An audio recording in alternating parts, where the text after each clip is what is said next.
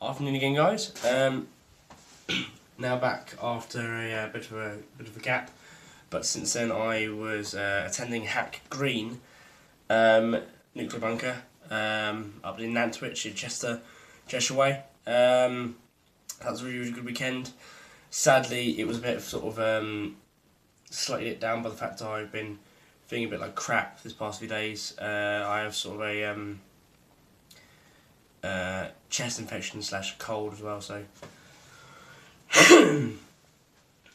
so along with my tics and Tourette's, it's quite a frustrating combination, as to say. Okay, so onto the video. So this is now the third part. I believe, the third part of my series of videos that I've been doing about the Cold War. As some might notice, I've changed obviously the name of the channel as well. Just had a collection really on the end. I might change it again depending on what I want to do, but also the channel picture has changed as well. That's something to look out for. So going into my time at Hack Green. So basically, with the group I was with, East Meets West, we did mostly R&P for the weekend. I did some other separate little bits as well. But mostly the R&P. We did like Duty on the Gate for some of the weekend, which was really enjoyable. Weather was lovely, but a bit hot for what some of the guys were wearing. Especially a couple of people I bumped into, like Simon from the Rifleman Moore channel, who I've mentioned a couple of times. I bumped into, who was doing 1950s, sort of like late 40s into the 50s home guard. So he was in his full walls, in his 49 pattern battle dress stuff. So I don't really envy him. Though he did a cracking job with that, and his display was cracking as well. We spoke a few times. Really nice guy. And I picked. He sold me some things as well. So I'll go into that in a second. But yeah, Hack Green Bunker. Anyone who hasn't been, I would suggest go. It was my first time there. I did get a little bit sunburnt courtesy of the weather, but yeah, really great place. Quite spooky as well. They did like a ghost tour in the evening on the Saturday, and that was quite enjoyable. As a large group, it was fine going down there. Just me and a friend of mine, not so much. it's quite unnerving, some of the rooms, but all in all, a fantastic place, and they're really good to the reenactors there. And there was 2 road runs, one on the Saturday, one on the Sunday. I jumped in with a friend of mine, Dean, who you would see do a couple of snippets on Rifleman Moore's channel on his 2 videos on Hack Green. So go check out that. And Dean's a great bloke as well. If you bump into him at any shows, definitely go have a chat with him. He knows his stuff, especially on the Russian and then Russian, East German, and the Bundeswehr as well. It's very good on that. Okay, so Hack Green was a great event. I'm just going to go into some of the stuff I picked up. Was sold on to me, thankfully, by some people. And also, the main sort of thing in this video, I'll be talking a little bit more about Hack Green as we go on, but I want to show you some more in-depth stuff about the collection I have. Mainly today, we're going to go into some of the Northern Ireland stuff. I've only got a few bits out, generally because it's a bit of a mess in the other room after coming back. I haven't really had a chance to sort stuff out because I've been unwell. I still feel like rubbish. So I'm just trying to not properly cough during this video, so I'll take it here and there, but yeah. So I haven't had a chance to sort that out properly, so we'll get into it. I'll just cut it here, and I'll join you in a second. So joining me back, now currently we are looking at some of the things I've picked up during the weekend. The first one is this nice, very early Brassard, so 1950s one. Hasn't got any stamps as far as I can see, but looks like it's had a from what looks of it, looks like it's had shoulder titles on there before, the sort of sewn ones before. Looks like it's been on before. But yeah, really nice one, lovely condition. Got this off a guy who I've known for a couple of years now, who I've picked a few stuff from, like mainly my 60 pat stuff. A guy called Andy, owns a little shop. I'll put a link down below to some of his stuff if I can find it. But yeah, nice little Brazard 1950s one. Goes really, really well with anything around sort of Malaya and Korea and into the early 60s as well. Moving on, a couple of bits for the 37 pound webbing. So especially for any officer setup I wish to do, or even for some early military police style stuff as well, because they would use the 37 pattern equipment up until well, even the very, very early 70s as well. Some guys were still using it. So it's on the belt loop attachments. So because obviously with the 37 pattern stuff, excuse me, sorry about that. With some of the 37 pattern stuff, well, with the 37 pattern, the only way you attach the front of the cross straps to the belts would be via the ammo pouches. So these would be secondary attachment for those. So they would link into the belt. These would link over, and then these would pole parts would slip through the slots on the belt. As far as I remember, I might be wrong, but as far as I remember, haven't used these ones in a while. So they're a nice little bit. Got them off. Can't remember the name of the bloke, but they're a nice little set, and they're 1940 dated. These ones, looks like it. I think I'm right. I think that's correct. Or I might be wrong. Might be the number. Just not sure. A bit more faded. So those two. Moving on, a nice Canadian Browning holster. I think 1955. I can't remember. Simon will probably correct me on this, but as far as I'm aware, it's 55. It's a nice little one, and the pull tab is come off at some point, but it's still usable and it's still quite a nice one. Got my Browning in there at the moment with the lanyard, and it's the Canadian one compared to. I'm so sorry. Compared to say the British one, you have external mag pouch for extra magazine, as well as I've got the magazine and the weapon as well at the same time. And then with the hook attachments, or the say just canvas loop to go over the belt itself. Really, really nice one. Let me just see if there's actually some dates on that actually. Looks like they might be a little bit faded now. Yes, just a tad faded. Okay, moving on. A nice, I think this was a 90s made one. I think, berry, dark blue. I think, yeah, it's a 90s made one, I think. But it's of the sort of older, sort of large style, I would say, rather than the sort of smaller crown, late 80s going into the 90s Starberry. But even so, still really nice, dark blue.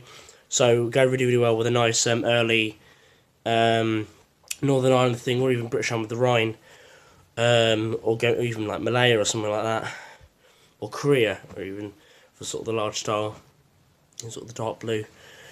Really, really nice fit. It's a 58, so about what 7.5, I think, in old measurement. I think there's that.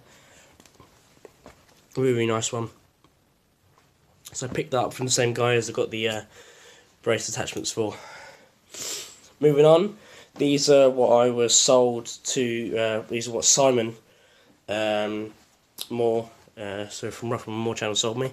A pair of NBC overboots. So these ones are a really nice pair. They just need the laces, which I will be putting on later. When I've managed to find some large flat black laces. Just depends if they go with them. So might take a while to get finished. Really, really nice pair. Pair are 1974 dated. BP. There they are. It's a really, really nice pair. Also got the. Oh, I forgot the name of it now. My mind's gone blank on the actual word. Don't worry. The grip. Sorry, yeah, the grip on the bottom. Large boots, and then the 4 eyelets for the for the lace will go through, and then it will tie them together. So the pair there, really nice pair. Moving on, a couple of items that I picked up from my friend Chris. Some of you might know him as Debs. If you're in the community or have met me at a couple of events. He used to do Gebirgsjäger. Now he's got with our group for an event or two, and joined us at Hat Green doing RMP. So he collared me and managed to flog me a couple of items. So this one, really nice parasmock, or sort of the latest style smock. Obviously, knitted cuffs, nice dark green olive ones. Really nice one as well. Fits me like a glove. Well, as a smock would. Obviously larger, but still fits really nicely. This one's got Commander tapes on at the moment, which I'm debating whether to keep on or move around. These sort of the latest style ones, but still really nice piece though. All in really good nick. Some little minor stitching stuff there, and the label's a bit worn, but still sort of make out rough wording, etc. But yeah, all in all, really nice. I've been after one of these for a while, and to get one of these and from a friend was just was perfect. So there's the back, a little bit of I think paint damage there, but nothing too severe. So someone just lent on something or whatever. Nothing too severe though. It can be dealt with. Moving on, we have a nice 85 combat jacket. Never been overly keen on the 85 stuff, mainly because the cut and the make is always a bit inferior, I would say, to the earlier stuff. It is thinner, which means it dries a lot quicker, and it has Velcro cuffs, which I've been always a bit iffy with. Even on the cold weather parkas, the Velcro cuffs are always a bit thingy. But all in, this is a very nice, almost minty one actually, to be honest with you. So there, get this up. Sort of the later style sizing.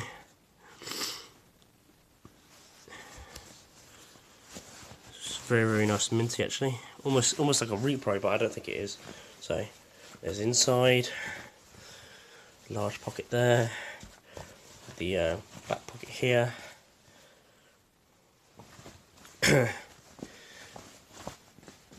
I think the only thing that is not meant about it is it's like almost like paint stain. Looking at it, it's even a little bit more suspect. I'm not really going to say what it was. I'll leave that up to you. What do you want to think that stain might have been? The less said about that, the better, I would say. So let's have a look at the back. I don't know a great deal about the 85 stuff, apart from I consider it a bit of an inferior advance, really, especially from the 68. And even the 68 didn't really have anything on the 60, so which I wore for quite a bit of Sunday. Well, actually all of Sunday, I should say. A Hat Green. So yeah, little arm pocket for, say, pencils, I think, etc., and anything of that sort. I don't know. Yeah, the same one on the other side, slightly larger. So I think it's just like for pens, etc. Okay, excuse me again. Okay, going on from there, just going to go look at some documentation stuff, which I've had for a while. I did pick up at the weekend, but haven't really gone into properly. So, move these aside, move down here. So, some of the documentation I got when I joined the group, mainly for the RMP sort of style, sort of stuff, which I'm moving away from, really, to do more of a regular infantry rather than RMP. Just for my own sort of thing, just my own thing, really. But yeah, so some of the documentation, society procedures. So for the Russians, safely near the border.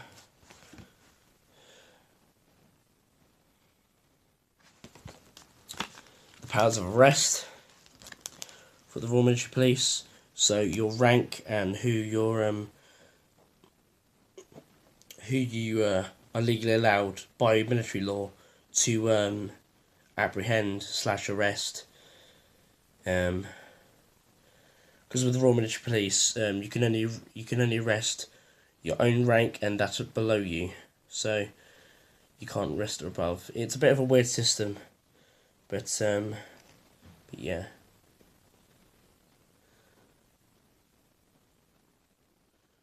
Let's focus. Okay, and then we go insignia, British Army. This one's a bit of an older one, I would say. This insignia markup is very much sort of Second World War rather than post-war, but yeah. It's the RAF, Marines, the Navy, French Army, and then some Soviet stuff.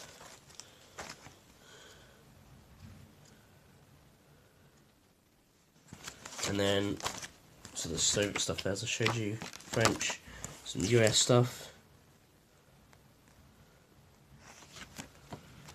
And then I think this is,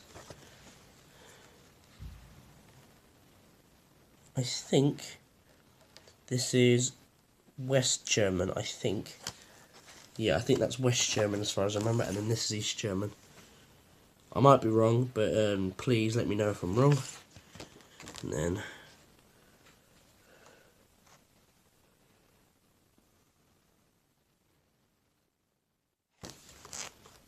there's some East German uniforms. So that's that. Then standard other paperwork, traffic incident report sheets. So say if you're in Northern Ireland or even in Germany, you witness a traffic incident, you can do paperwork for it, handing over receipts.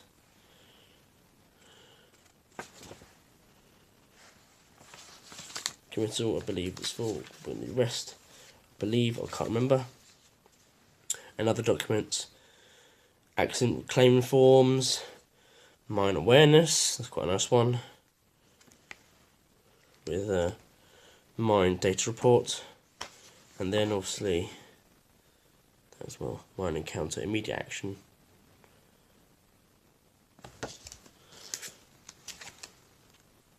Driver's fatigue. Aide memoir.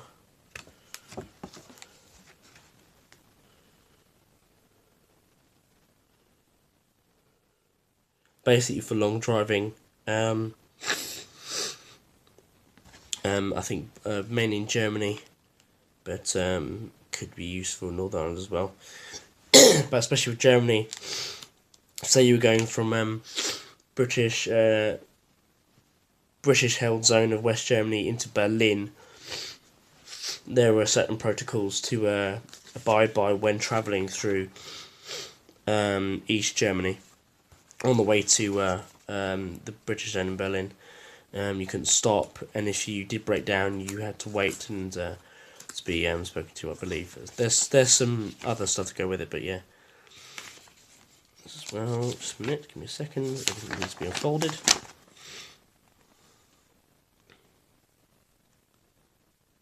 If you're authorised to travel, I believe this is the one which gives you authorization to travel through the East German, so through the Russian zone of Germany, so through East Germany into Berlin. So yeah, so that's that. And it's just a receipt from, so an actual receipt from stores, from my dad. That's that. So yeah, on to the next part. So here's the MOD police booklet. So, Ministry of Defence Police Notebook. So, this was used in Northern Ireland by my father for mainly traffic stops and when they did checkpoints, etc. So, stop going off. So, there's caution stuff. I don't know whose number that is. I wonder if it still works.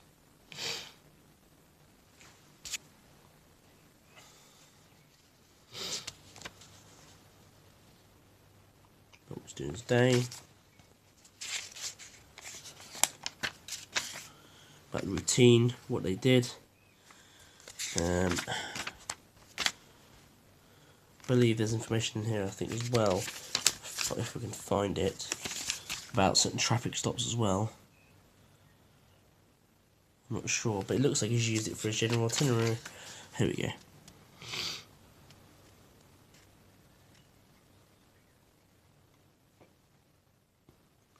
So yeah, so that's Police Notebook. Basically, practically everyone was really issued these, especially in Northern Ireland, for basically just taking notes, like the police would. Take notes to use in for evidence. Say if it comes up later, so you got something to fall back on. Warrant card. Obviously, doing RMP, you need a warrant card, which you would receive once you've passed out of RMP training and you become a Lance Corporal. So that's that. Armed Guards Sentries. Orders of opening fire in Federal Republic of Germany. So there's your rules of engagement for Germany, and I believe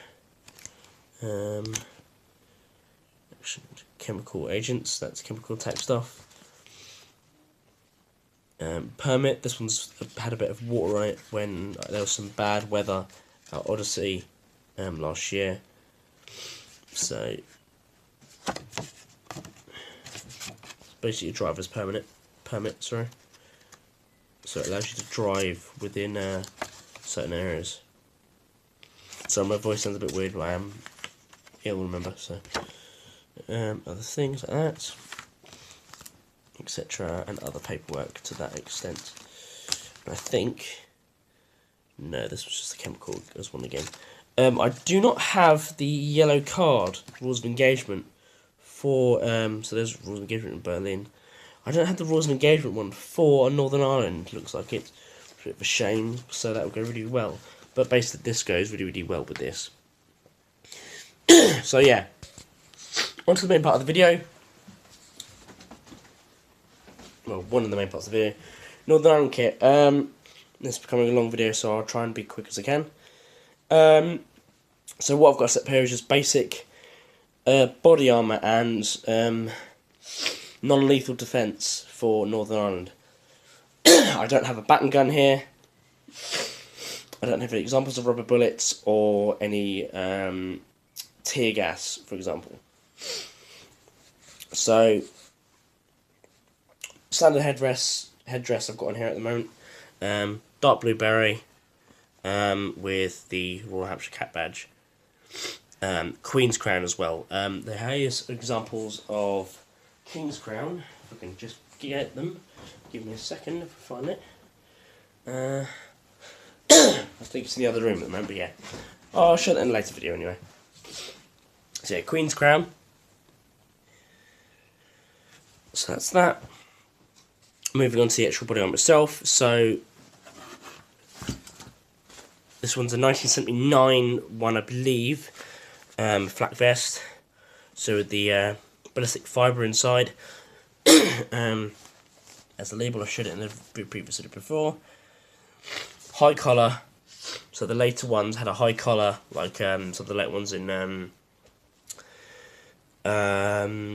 Vietnam did. I've been looking for one without the collar, so it's a bit tricky to find at the moment. So this one has the reinforced shoulder pads, so well, sort of upper chest pads, so with the rubber blocks, so it makes it easier to shoulder the rifle whilst wearing the jacket, whilst wearing the vest itself. If I just open this up as well. So this one's all Velcro, and the earlier ones had a zip, which I personally believe are a lot nicer. All put inside, almost like a bungee style cord to secure it to the body inside, and Velcro, small tabs and a large tab. There's the label again.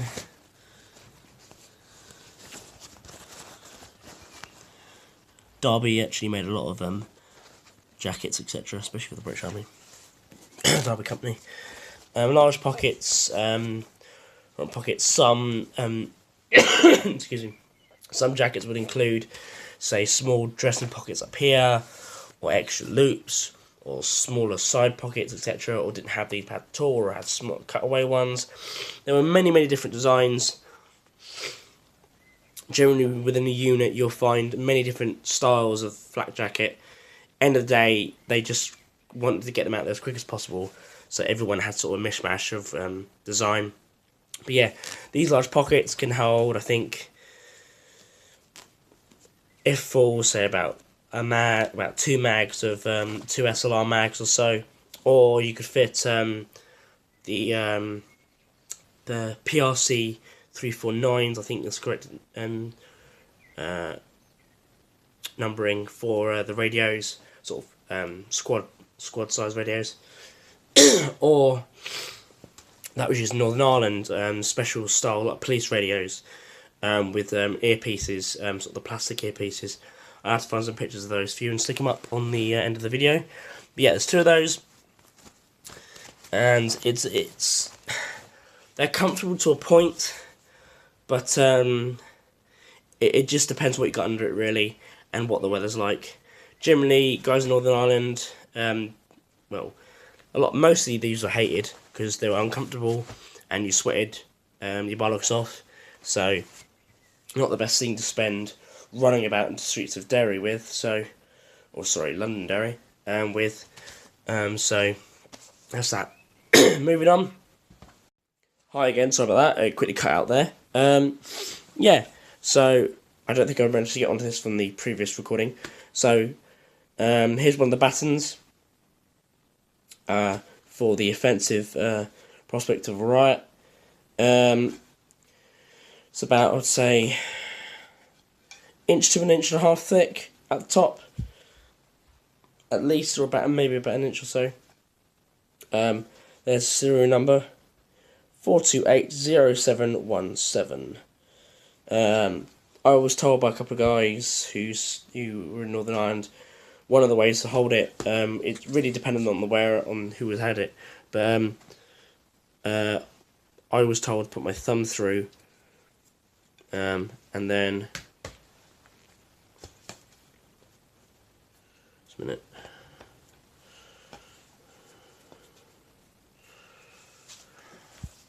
being cack-handed with this, so I'm just going to pause quickly. There we go again. I was told to put my thumb through, and then have it sort of grip so it wraps around the back of my hand, so it sort of, if it slips, I can sort of catch it with, say, the palm of my hand or even the thumb. So you've got a good grip on it, and you can sort of swing with it a bit more, and you're not sort of all tied into it. So if they try to pull it, you can sort of let go of it easily if need be. And because if it's around your wrist, if they pull it, they can kind of get it around you. But generally, sort of the same sort of technique you'd use when guys would carry the SLR as well. They would detach the sling from the top of the rifle and loop it around their forearm. Excuse me. Or even like with the Sterling, with the clip hook that attached to the front of the weapon, they would sometimes have got into their webbing, which I've seen before, or other places. So yeah, that's the baton. Wouldn't like to get hit by one. I think no one would like to get hit really by anything, but generally guys would go for the legs, but things happen, you know, but I'm not judging about that. Yeah, so when normally holding the riot shield or anything, you would swing down towards the legs to try and incapacitate or generally to dissuade the rioter from going at you anymore, really. It's basically just like it's just to keep them standoff from the picket line, basically. In the day, that's what the non-lethals are for. A bit like the bat and gun, either firing tear gas or rubber bullets. You generally want them to keep away from your line, so you're not having to come into close contact with the rioter. General use for bat and guns was to fire the round for the battering rounds was to fire the round at the road, allowing it to bounce up into the lower body of any rioters who came close enough. Especially battering rounds of that period, they were non-lethal to a point. I would say less than lethal, but still could be lethal, depending on how the rounds hit the individual or whatever. But yeah, so going on from that, we have the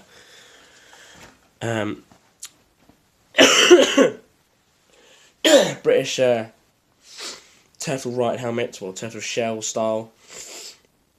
Basically, it's a Mark IV shell with a Mark V liner and with a specialised attachment system for the chin strap, etc. Along with a visor. I have shown it a bit more in another video, but we're going to it here probably regarding all the Northern stuff.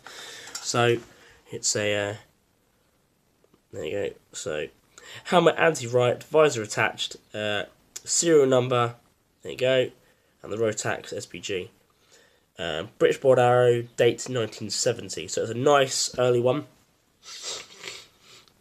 So definitely used in Northern Ireland. So the visor, it's seen better days. It's got little scratches here and there, but it's not broken, so that's a benefit. It's all still usable. Normal steel helmet, as per usual, with the special attachments for the visor on the side. Turning it over, as I said, normal style liner for the Mark V with the push to dart system. So you would lift up this tab here, and the liner will just come out. Chin strap is different though. It's a modified style to make it more useful for the riot thing, because the usual chin strap wouldn't support the head very well, say if it's hit for the thing. So you have sort of a supporting style with a back strap that will go around the back of the head, or sort of the lower bridge just below the top of the skull, to be able to support the head more better. And a Velcro style chin strap as well, for quick release and quick attachment, I believe. So all in all though, good helmet, later be used in numbers, say during the late 70s into the early 80s. The I can't remember the exact name for it, but it's like a motorcycle style helmet with the same style visor on, which would begin to replace this. Then it was sort of used as a stopgap measure for sort of a better protection, sort of better all-round protection for the head. Later be replaced by the Mark VI helmet with the right visor, and the Mark VI would replace the Mark IV/5 in service as the main helmet for the British Army as well. So that's that for this video. I say again, Hat Green was a great event, really worth going to. There's an event in September, if any of you can get to it. So it is a bit of a trek, especially if you're down south like me, or nearer the south, I should say. Bit of a trek, but all in all, it's worth going to. The guys who run it are really great. Lucy, who heads the event itself, she runs a smashing event, and she got some great pictures that weekend. So if you go onto their Facebook page, Hat Green Secret Nuclear Bunker, you'll find a lot of photos on there, some of myself, some of the group, and a lot of other people as well. So yeah, check those guys out, and I will see you in the next video. Bye.